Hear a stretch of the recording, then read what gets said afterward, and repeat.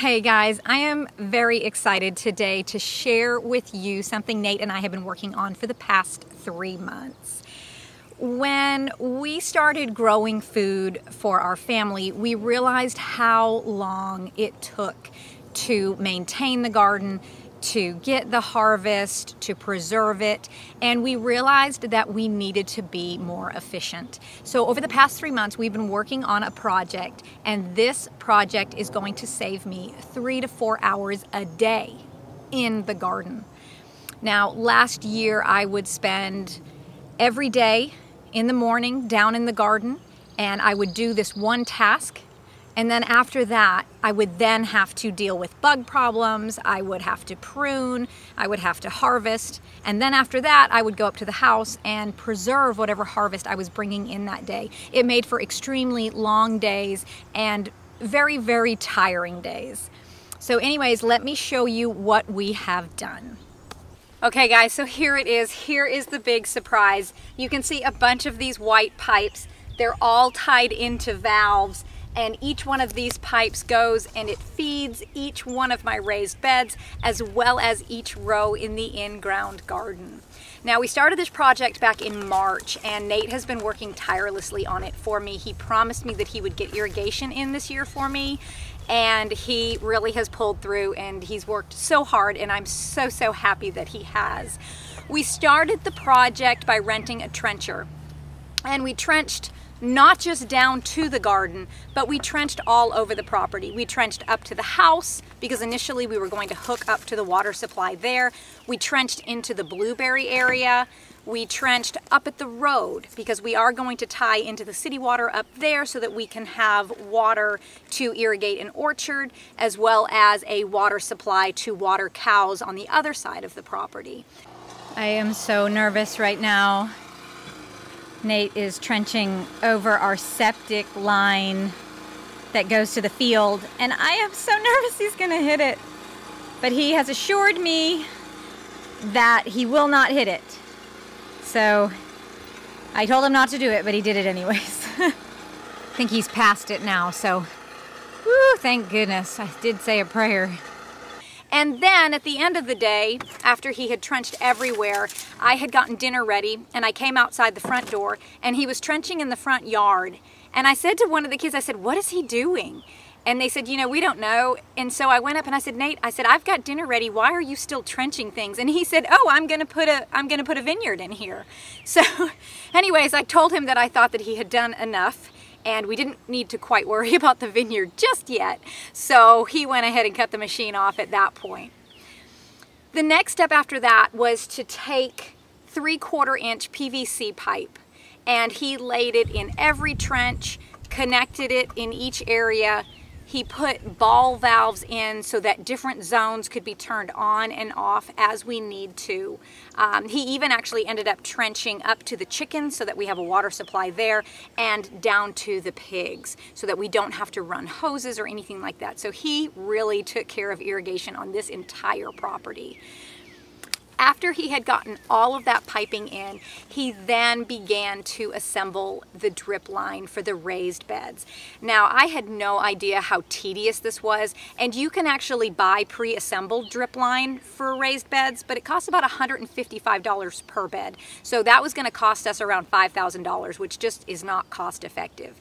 So he got drip line, he got these little connector pieces, and he assembled each one of those. And just to tell you how hard this is, I wasn't able to assemble any of this, and neither was my 13-year-old son Vincent, who's stronger than me. You literally have to push these pieces onto the drip line to connect them. So this is the drip line that he assembled for each bed. This comes in long rolls of tubing, and they have emitters built right into them, so you don't have to put little drip heads. These are all built in. There's tiny little holes all down the length of it. And once you get the length that you want, you have to connect it with a 90-degree here. And so just to give you an idea, this is a T, but just to give you an idea, to get this on here,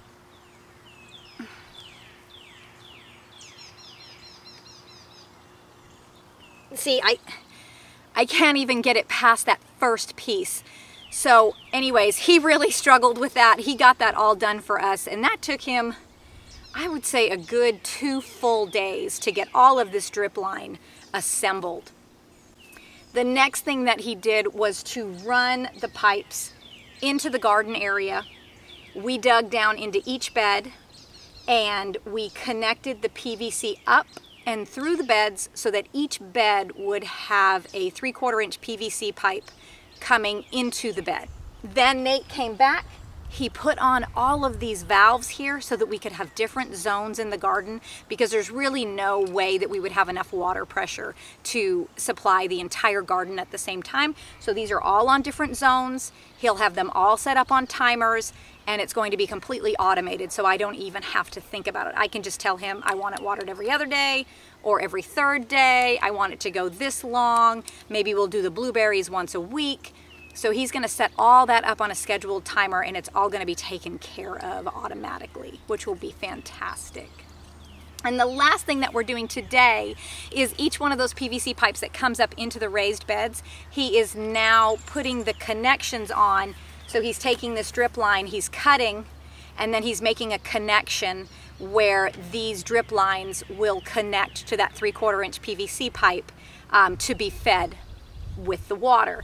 And what's really nice about these is that I can disconnect them every season. I can take them out of the beds if I'm wanting to amend the beds or add more soil. If I decide, hey, look, I don't want this bed getting any water because this crop doesn't really like a wet environment, I can just completely take this out and cap that bed. So this is really kind of cream of the crop irrigation, if you will. But this is going to save me so much time. And if you guys are in this lifestyle, you know how much your time is worth. When you're getting up in the morning and the first thing you're doing is you're milking animals, and then you're having to tend to the garden, and then you're having to harvest and deal with pest issues, and then you're having to preserve food. Meanwhile, maintaining a household, cleaning the house, making dinner still for your family. If you're homeschooling, you're doing that with the children as well. Laundry, just everything that goes along with it. Your day becomes very short, and you really have to make sure that you're being as efficient as you can. And so that's what this is going to do for us.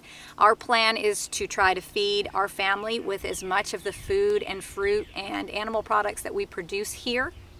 And we are getting there, slowly but surely. We are getting there, because I will tell you, my recent visits to Walmart and to the grocery stores have not looked very promising at all. I think we are starting to see some things trickle down now where things are getting short supply. And so as time goes on, I just feel like those things are going to get worse and worse. So we are investing in our property, investing in the garden, and this project was the one on our list, and so this is nearly completed. So we're so excited to share that with you. But thank you all so much for hanging out with us today, and hopefully if you don't have irrigation in your garden, hopefully this will give you some ideas. If you have any questions, leave them in the comments below, and either I or Nate, he's kind of the irrigation guru, he can answer those for you. But thank you so much for hanging out with me today.